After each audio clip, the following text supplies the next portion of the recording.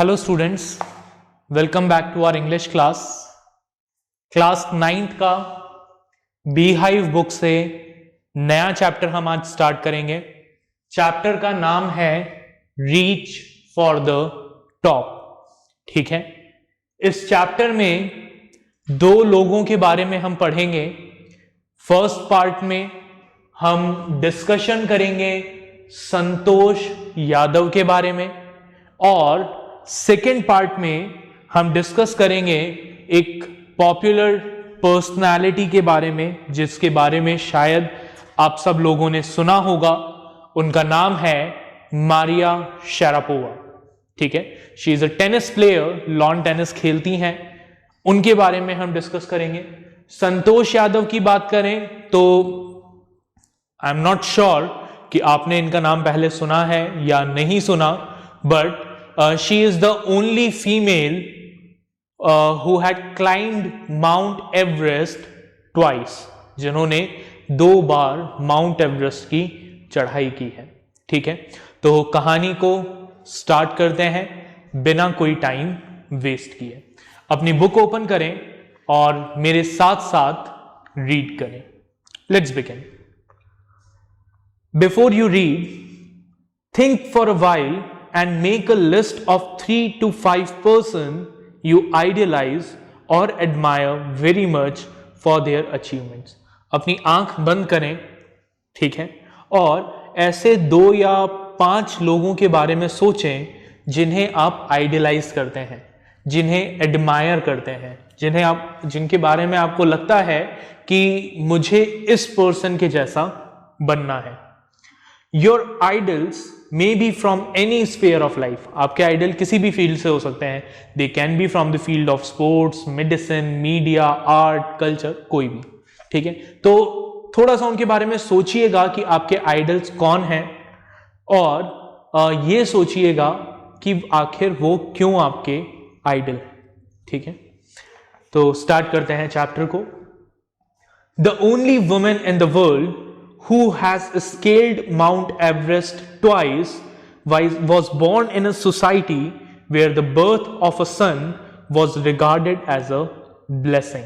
ठीक है, दुनिया की इकलौती ऐसी वुमेन जिसने माउंट एवरेस्ट की 2 बार सक्सेसफुल तरीके से चढ़ाई की है, उस वुमेन का बर्थ एक ऐसी सोसाइटी में हुआ था जहां पर एक बेटे के बर्थ को ब्लेसिंग माना जाता था। ठीक है, लड़के के पैदा होने को एक ब्लेसिंग माना जाता था, एक वरदान माना जाता था। And a daughter, though not considered a curse, was not generally welcome. हालांकि बेटियों के पैदा होने को, लड़की के पैदा होने को वो श्राप तो नहीं मानते थे, बट फिर भी एक लड़की के पैदा होने से उस सोसाइटी को इतनी खुशी नहीं होती थी जितनी एक लड़के के पैदा होने से होती थी। When her mother was expecting Santosh, a traveling holy man giving her his blessing assumed that she wanted a son. अब जब संतोष की मदर प्रेग्नेंट थी, शी वॉज संतोष पैदा नहीं हुई थी, संतोष वॉज स्टिल इन अ वूम। उस वक्त एक साधु, ट्रैवलिंग होली मैन, एक साधु संतोष के घर के बाहर आए और उन्हें लगा होगा कि संतोष की मदर को एज अ ब्लेसिंग क्या चाहिए। वो ब्लेसिंग में मांगेगी कि भाई मुझे एक बेटा दे दो, मुझे आशीर्वाद दो कि मुझे बेटा पैदा हो। तो ये मानते हुए कि संतोष की मदर को एक लड़का चाहिए होगा, उन्होंने क्या किया, उस साधु ने क्या किया, गिविंग हिज हर ब्लेसिंग, उन्होंने उन्हें ब्लेसिंग दी कि तुम्हें लड़का ही हो। But to everyone's surprise, the unborn child's grandmother who was standing close by told him that they did not want a son. लेकिन सबको हैरान करते हुए संतोष की जो ग्रैंड मदर थी, जो पास ही में खड़ी थी, उन्होंने कहा कि नहीं, ये वरदान वापस लो, ये ब्लेसिंग वापस लो, हमें लड़का नहीं चाहिए। What we want is a girl, हमें एक लड़की चाहिए, आशीर्वाद दो कि हमें हमारे घर में लड़की पैदा हो, कन्या आए। The Holi man was also surprise, वो साधु भी हैरान रह गया, क्योंकि नॉर्मली सब लोग वहां क्या करते थे, यही आशीर्वाद मांगते थे कि हमें लड़का हो, हमें लड़का हो। Nevertheless he gave the requested blessing, फिर भी उन्होंने उसे आशीर्वाद दिया कि तुम्हें लड़की हो। And as destiny would have it, और शायद किस्मत को भी यही मंजूर था, the blessing seem to work, उनकी वो जो ब्लेसिंग थी, उनका जो आशीर्वाद था, वो सक्सेसफुल रहा। संतोष was born the sixth child in a family with 5 sons, a sister to 5 brothers. संतोष जो है वो 6th चाइल्ड थी। चलो इसको हम लिख भी लेते हैं, ठीक है। चलो सबसे पहले तो कुछ फैक्ट्स जो चैप्टर में गिवन नहीं है।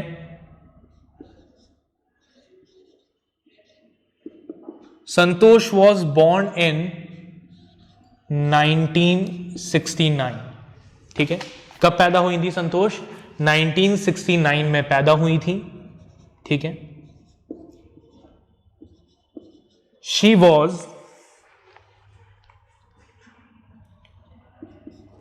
The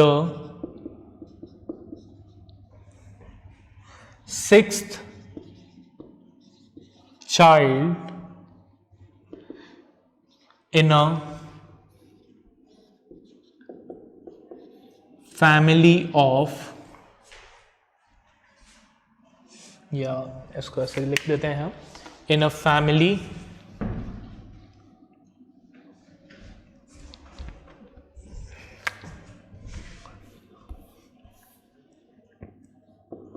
with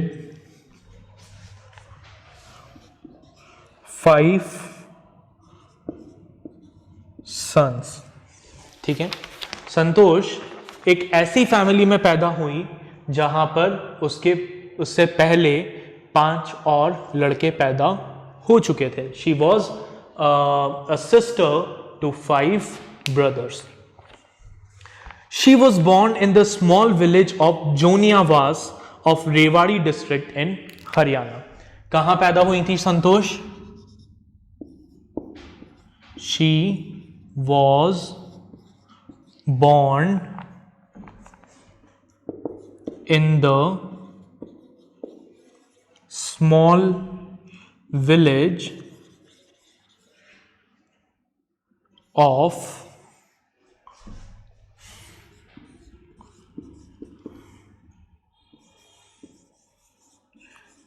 जोनियावास of Rewari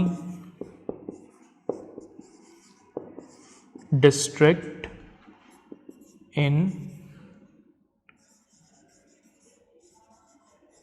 Haryana, ठीक है। हरियाणा में पैदा हुई थी। हरियाणा में एक डिस्ट्रिक्ट है रेवाड़ी, वहां पर एक छोटा सा गांव है जोनियावास, वहां ये पैदा हुई थी। The girl was given the name Santosh which means contentment. अब संतोष जब पैदा हुई तो इन्हें नाम दिया गया संतोष, जिसका मतलब था contentment, satisfaction. But Santosh was not always content with her place in a traditional way of life. लेकिन संतोष जो थी वो अपने नाम के अपोजिट जो ट्रेडिशनल सोसाइटी थी, उस ट्रेडिशनल सोसाइटी में उनकी जो पोजीशन थी, जो प्लेस थी, उससे बिल्कुल सेटिस्फाइड नहीं थी, ठीक है।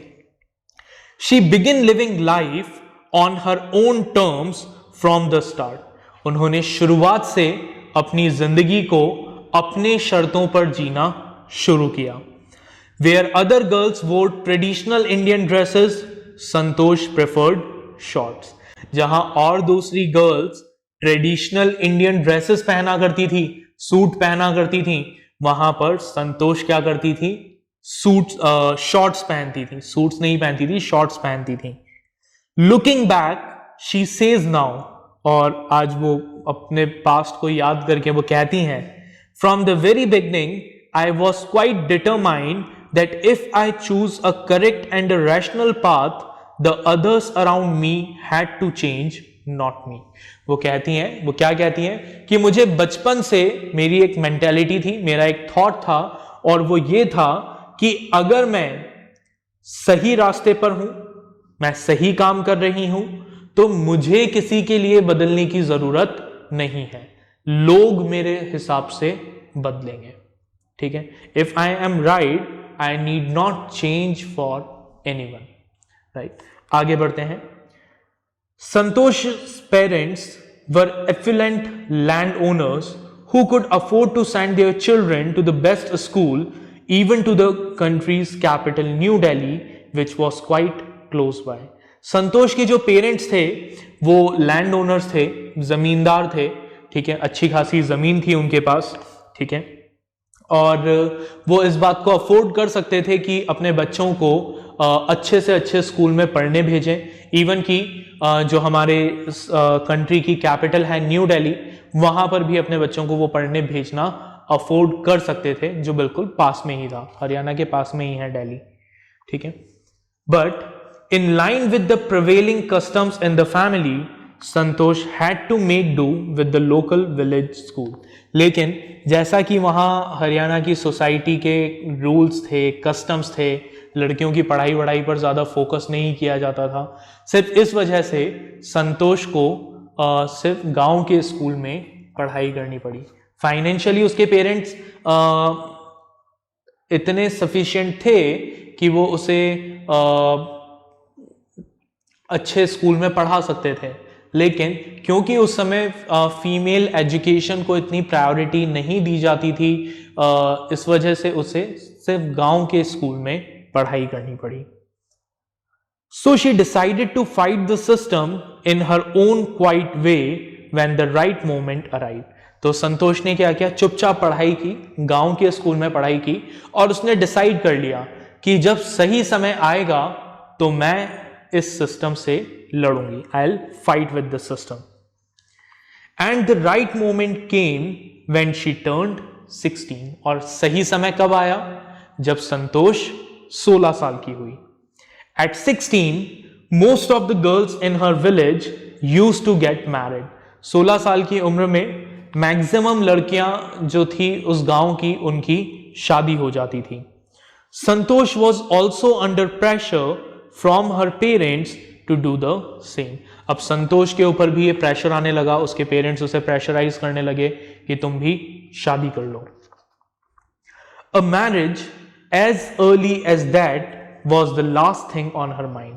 लेकिन इतनी कम एज में शादी संतोष ने इसके बारे में सोचा भी नहीं था. It was the last thing. She threatened her parents that she would never marry if she did not get a proper education. उसने अपने पेरेंट्स को धमकी दी कि अगर उसे प्रॉपर एजुकेशन नहीं मिलेगी तो वो कभी शादी नहीं करेगी. ठीक है. She left home and got herself enrolled in a school in Delhi. इसने घर छोड़ दिया और दिल्ली में एक स्कूल में एडमिशन ले लिया. She politely informed them of her plans. When her parents refused to pay for her education, she politely informed them of her plans to earn money by working part-time to pay her school fees. और संतोष के parents ने जब कहा कि भाई तुम दिल्ली में admission ले रही हो हमारी मर्जी के बिना, हम तुम्हें पैसे नहीं देंगे, तो संतोष ने क्या कहा, उसने बड़े पोलाइटली उन्हें कहा कि कोई दिक्कत नहीं है, मैंने पहले से इस बारे में प्लान बना रखा है, मैं पार्ट टाइम काम करूंगी, पैसे कमाऊंगी और अपनी एजुकेशन का खर्चा खुद उठा लूंगी. Her parents then agreed to pay for her education. और जब उसके पेरेंट्स को ये रियलाइज हुआ कि संतोष जो है वो हार नहीं मानने वाली है, तो फाइनली उन्होंने गिव अप कर दिया और वो इस बात के लिए एग्री हो गए that they will fund her education, वो उसको पढ़ाई के लिए पैसा देंगे. Wishing always to study a little bit more and with her father slowly getting used to her urge for more education, Santosh passed the high school examination and went to Jaipur. अब हर बार संतोष क्या करती थी, एक class pass कि बस एक class और, थोड़ा सा और पढ़ लो, थोड़ा सा और पढ़ लो, थोड़ा सा और पढ़ लो। तो बस अपने पेरेंट्स को बार बार कहती कि बस थोड़ी सी पढ़ाई और, थोड़ी सी पढ़ाई और धीरे धीरे उसके फादर ने भी इस बात को एक्सेप्ट कर लिया कि हाँ संतोष की आदत है, इसको पढ़ाई करनी ही है, तो जब तक इसकी पढ़ाई कंप्लीट नहीं होगी कुछ नहीं करेगी। तो वो भी उस चीज़ के लिए तैयार हो गए। तो ऐसा कर करके संतोष ने क्या किया, अपना हाई स्कूल कंप्लीट किया और हाई स्कूल कंप्लीट करके जयपुर आ गई। शी जॉइन महारानी college and got a room in Kasturba hostel. उन्होंने महारानी कॉलेज ज्वाइन किया और कस्तूरबा हॉस्टल में एडमिशन ले लिया, एक रूम ले लिया। Santosh remembers Kasturba hostel faced the Aravalli hills. और संतोष कहती है कि ये जो कस्तूरबा हॉस्टल था ये अरावली हिल्स को फेस करता था। I use to watch villagers from my room going up the hill and suddenly vanishing after a while. और वो कहती है कि मैं देखती थी अपने रूम से कि गांव के लोग जो हैं वो अरावली हिल्स पर चढ़ते थे और फिर अचानक से गायब हो जाते थे। One day I decided to check it out myself. और एक दिन इसने डिसाइड किया कि मैं खुद वहां पर ऊपर जाकर देखूंगी कि आखिर वहां क्या है, उस पहाड़ पर से लोग जाते कहाँ हैं। ठीक है, so I found nobody except a few mountaineers. ये वहां गई और इसने देखा कि वहां पे कोई नहीं था उस पहाड़ पर, ठीक है, सिर्फ कुछ माउंटेनियर्स थे। I asked if I could join them. इसने उनसे पूछा कि क्या मैं आपको ज्वाइन कर सकती हूँ। To my pleasant surprise they answered in the affirmative and motivated me to take to climbing. तो उन लोगों ने इससे मना नहीं किया, ठीक है, उन्होंने कहा कि बिल्कुल आप हमारे साथ चल सकते हो। साथ ही संतोष को मोटिवेट किया टू टेक अप क्लाइंबिंग, कि आप क्लाइंबिंग करो, ठीक है, आप इसमें अच्छे हो। Then there was no looking back for this determined young girl. और उस दिन के बाद से संतोष ने कभी पीछे मुड़कर नहीं देखा। She saved money and enrolled in a course at Uttarkashi's Nehru institute of mountaineering. Santosh ने अपने कुछ पैसे बचाए और कहाँ एडमिशन लिया, उत्तरकाशी के नेहरू इंस्टीट्यूट ऑफ माउंटेनियरिंग में एडमिशन लिया। वो आगे कहती हैं, my college semester in Jaipur was to end in April but it ended on the 19th of May। वो कहती है कि मेरा जो कॉलेज का सेमेस्टर था वो सेमेस्टर अप्रैल में खत्म होना था, but due to some problems वो सेमेस्टर कब खत्म हुआ, 19th मई को खत्म हुआ। And I was suppose to be in Uttarkashi on 21st। और इन्हें 21st मई को उत्तरकाशी में नेहरू इंस्टीट्यूट को ज्वाइन करना था। So I did not go back home, instead I headed straight to the training. तो इन्होंने क्या किया, ये जयपुर से अपने घर नहीं गई, घर जाने की बजाय डायरेक्ट कहाँ चली गई, नेहरू इंस्टीट्यूट ऑफ माउंटेनियरिंग चली गई। I had to write a letter of apology to my father, without whose permission I had got myself enrolled at Uttarkashi. इन्हें अपने फादर को एक लेटर लिखकर माफ़ी मांगनी पड़ी कि आई एम सॉरी, मैंने आपकी परमिशन के बिना उत्तरकाशी के इंस्टीट्यूट में, माउंटेनियरिंग इंस्टीट्यूट में एडमिशन ले लिया था एंड मुझे यहाँ पर आना पड़ा। Thereafter Santosh went on an expedition every year. उसके बाद संतोष हर साल एक एक्सपेडिशन पर जाने लगी। एक्सपेडिशन मतलब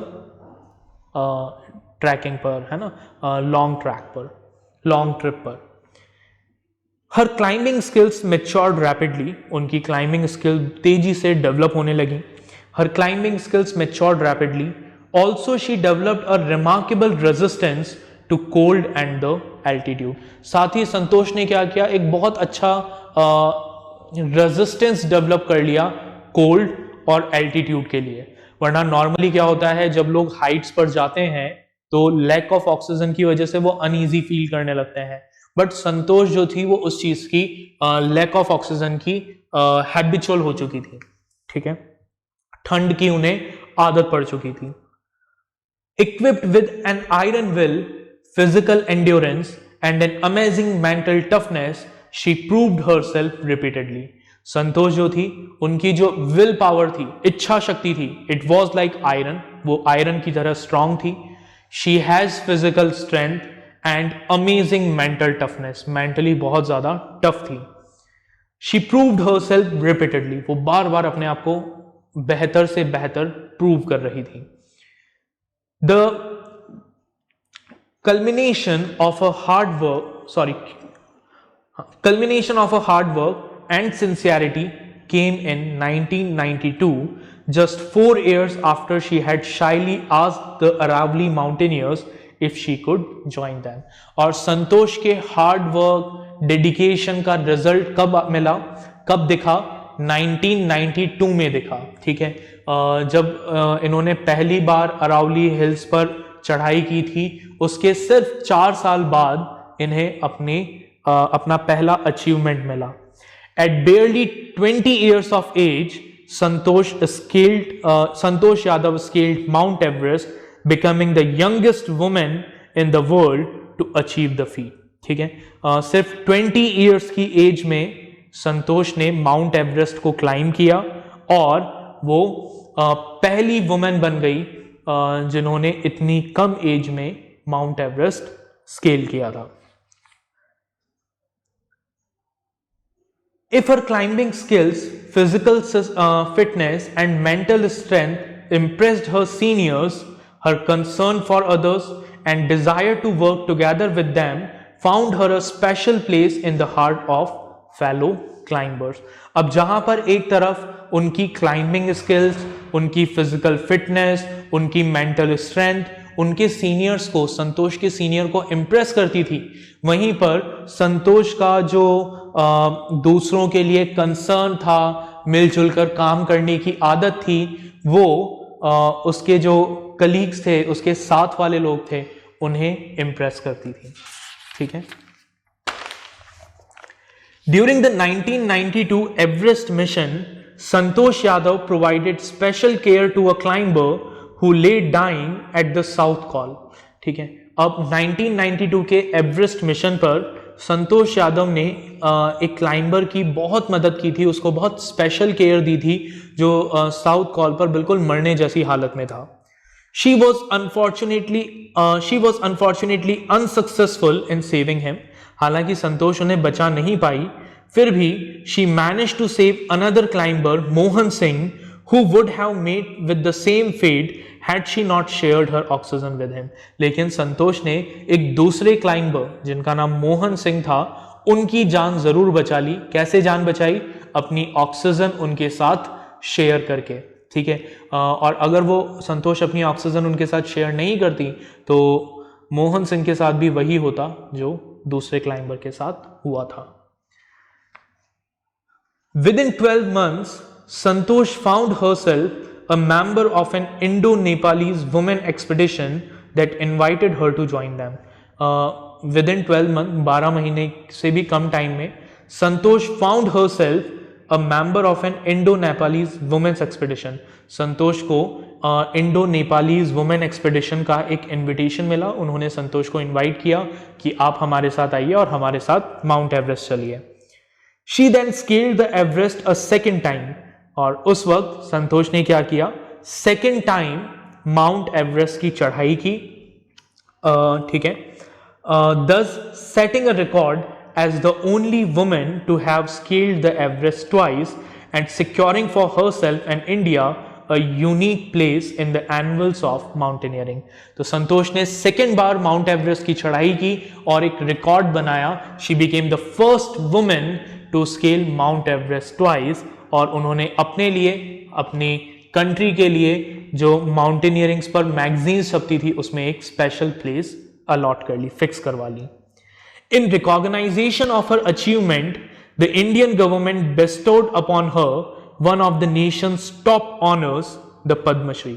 और संतोष यादव के अचीवमेंट्स को रिकॉग्नाइज करते हुए जो हमारी इंडियन गवर्नमेंट थी, उन्होंने ईयर 2000 में संतोष यादव को हमारे कंट्री का जो टॉप ऑनर है पद्मश्री, वो प्रेजेंट किया। Describing her feelings when she was literally on the top of the world, Santosh has said. अब संतोष ने जब संतोष से पूछा गया कि जब आप वर्ल्ड के टॉप पर होते हैं तो आपको कैसा लगता है, हाउ डू यू फील, तो अपनी उस फीलिंग को एक्सप्रेस करते हुए संतोष कहती हैं, it took some time for the enormity of the moment to sink in. कि जब आप माउंट एवरेस्ट के टॉप पर होते हैं तो आपको समय लगता है उस चीज से हैबिचुअल होने में। वो एक इतनी ओवरवेलमिंग फीलिंग होती है कि आप कुछ समझ ही नहीं पाते हैं जब आप हाइट पर खड़े होकर पूरी दुनिया को अपने नजरों के सामने देखते हैं।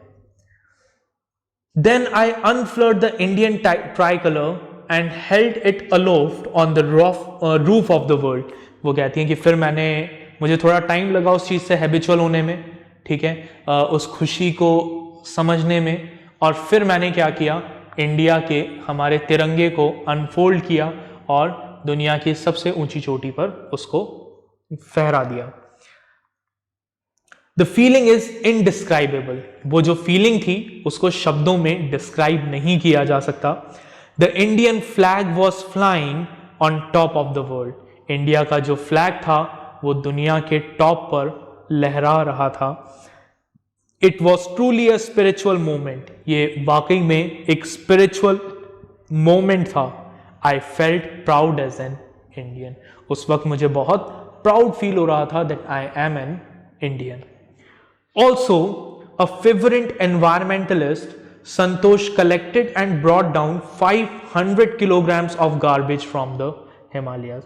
And apart from that, संतोष के बारे में हमने जो कुछ भी पढ़ा, उन सब के साथ साथ संतोष की एक और क्वालिटी है, और वो क्वालिटी ये है that she was a sincere environmentalist, जो environmental protection पर बहुत ध्यान देती हैं, और उन्होंने अब तक हिमालयास पर से 500 kg गार्बेज हटाया है, ठीक है। जब भी एक्सपीडिशन पे जाती थी अपने साथ कचरा इकट्ठा करके ले आती थी पहाड़ों पर से, और टोटल 500 kg गार्बेज वो अब तक हिमालयास से हटा चुकी है। So that was our story, Santosh Yadav. Okay, I hope आपको स्टोरी का ये पार्ट जो है वो समझ में आया होगा, ठीक है। इस पार्ट को दोबारा से एक बार रीड करिएगा। इसके जो क्वेश्चन आपको मिलेंगे, क्वेश्चन आंसर्स, उन क्वेश्चन आंसर्स को प्रैक्टिस करिएगा। इन द नेक्स्ट लेक्चर हम बात करेंगे इसी चैप्टर के सेकेंड पार्ट के बारे में, जिसमें हम स्टोरी डिस्कस करेंगे एक टेनिस सेलिब्रिटी की जिनका नाम है Maria Sharapova. Right, till then take care, bye everyone.